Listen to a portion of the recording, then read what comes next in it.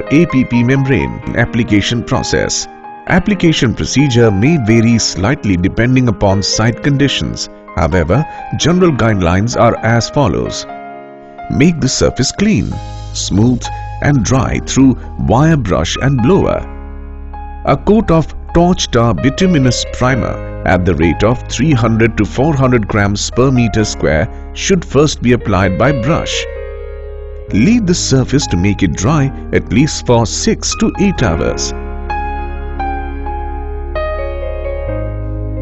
Torch tar A.P.P membrane should be unrolled and positioned correctly on the surface. Torch tar A.P.P membrane needs to be laid directly in one layer system on concrete, tiles or an existing roofing system.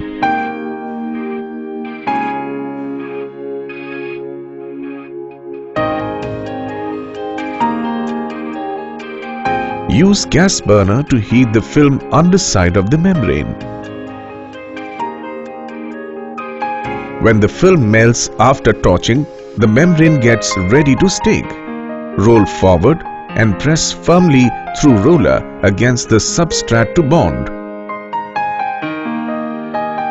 Torch tar A.P.P membrane inspection of lap joints must be carried out to ensure total adhesion.